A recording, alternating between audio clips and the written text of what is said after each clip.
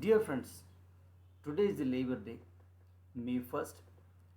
The rights of the laborers are celebrated on this day, and we have to understand who is the man who is behind giving the rights to laborers.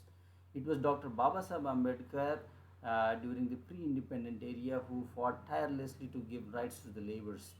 He formed Independent Labour Party in 1936 with a comprehensive program to meet the needs and grievances of the landless, poor tenants, agriculturists and workers. In the polls held in 1937, ILP achieved spectacular success by winning 15 out of 17 seats it had contested from the Bombay Legislative Assembly. He also opposed the introduction of Industrial Dispute Bill 1937 because it removed the workers' right to strike. When the world order was in flux during World War II, Dr. Babasaheb Ambedkar was guiding the Indian laborers. The Indian Trade Union Amendment Bill, introduced by Dr. Babasaheb Ambedkar on November 8, 1943, compelled the employers to acknowledge trade unions. Through the Mines Maternity Benefit Amendment Bill 1943, he also empowered women workers with the maternity benefits. When we talk about the various acts that have been enacted with the help of Dr. Babasaheb Ambedkar, and he stressed for those acts, some of the important provisions that he fought for the laborers is the employment exchange, the employee state insurance, which is also called as ESI, compulsory recognition of trade unions. The Trade Union Act was enacted in 1926. This act helped helped to register the trade unions not approved by the government. He also worked for enacting Indian Factories Act, the dearance allowances, which is also called as DA. He fought for the paid holidays. He also fought for the health insurance. He also fought for the extra pay for the overtime. Provident fund is one of the important aspects that he worked for the workers. The labor welfare fund, the minimum wages act. When we talk about females and female workers in the corporate, organized and unorganized sectors, we come across many acts that have been uh, uh, enacted by the parliament. Dr. Babasaheb particularly fought for the Mines Maternity Benefit Act, Women Welfare Fund, the Women and Child Labor Protection Act, Maternity Benefit for Women, Equal Pay for Equal Work irrespective of the gender. This is also one of the important article in Constitution of India, Article 39, which talks about equal pay for equal work irrespective of the gender bias. Dr. Babasaheb Ambedkar submitted States and Minorities a memorandum to the Subcommittee on the Fundamental Rights of the Constituent Assembly in India in 1947. I personally call it as a mini constitution. He proposed nationalization of agricultural insurance industries, collective farming as one of the most important and radical thoughts he proposed during that in that memorandum. The Indian Constitution provides numerous safeguards for the protection of labor rights. These safeguards are in the form of fundamental rights and directive principles of state policies. When we look into the Indian Constitution, there are some number of articles which talks about various aspects of human life, and labors are included in it. When we see Article 19, Article 9, 14, Article 21, 23 and 24, these articles comprises of fundamental rights promised under Part 3 of the Indian Constitution. Article 38, Article 39, Article 39A, Article 41, 42, 43, 43A, and Article 47 forms the part of directive principles of state policy under Part 4 of the Indian Constitution. These articles collectively can be termed as the Magna Carta of the working class in India. Almost all the labor related laws in India are enacted based on the above articles of the Constitution. It is the directive principles of state policy. The state has to take help for enacting any enactment, any law for the benefits of the citizens and laborers as such.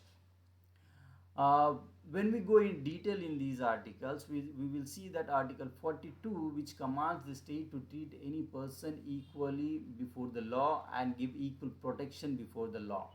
Article 19(1)(c) grants the citizens the right to form associations and union. Article 21 promises protection of life and personal liberty, which includes the labor's rights also. And giving the dignity for all the workers in all the organized and unorganized sector. Article 23 prohibits human trafficking and forced labor. You cannot force somebody to work against their wishes. Article 24 prohibits employment of children below the age of 14 years. Article 39A provides that the state shall secure to its citizens equal right to an equal and equal adequate means of livelihood.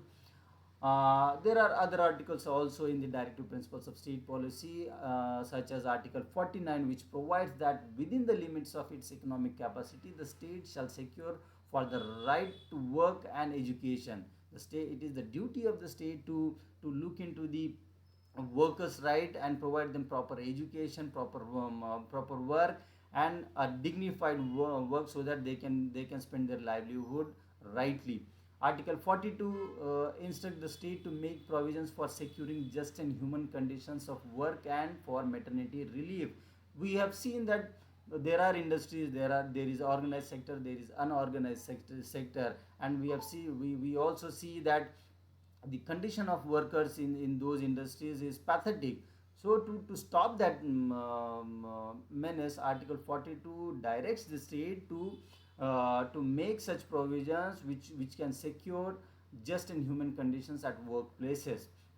There is another article also we can talk about, which is Article 43, which directs the states to secure the living wages, decent condition of work, and social and cultural opportunities to all the workers through legislations or economic organizations. Article 43A provides for the participation of workers in management of industries through legislations. We have seen the trade unions at various industries. They participate in the legislation and the policies framed by the companies for the welfare of the workers. So this article directs the state to take care of those things and ensure that the workers' participation is there in the management of industries, and to do that, the article directs the state to enact such possible legislations for the workers. Now, what are the important acts that come across when we talk about labor's rights? Dr. Babasaheb Ambedkar fought very tirelessly to enact various labor acts during his tenure in the British India. Some of the important acts that we come across is the Trade Union Act 1927, the Factories Act 1948, Indian Industrial Dispute Act 1947, Minimum Wages Act 1948, Payment of Wages Act 1937, Sexual Harassment of Women at Workplace Act 2013, Maternity Benefit Act 1961, the Payments of Gratuity Act 1972, Payment of Bonus Act 1965, Industrial Employment Standing Orders 1946, Workers' Compensation Act 1923. These are the very important act for the workers and their rights as such, and we have to understand it's important, and we have to respect Dr. Babasaheb Ambedkar for the tireless work he has done for the workers in India, irrespective of the genders, be it a man or a woman, be it a organized sector or unorganized sector. He ensured that every individual, every working person in this country is protected under the law, and he ensured that various laws have been passed, and the constitution also protects the workers' rights as such. So on this day, I request all of you to remember this great man who fought for the workers' right, and respect, pay homage to the great man, and read and understand the Indian Constitution, so that it can protect us, it can protect our rights, and it is our duty as a citizen to understand the importance of Indian Constitution and the rights given under it. Thank you very much, and wish you all the very happy Lever's Day.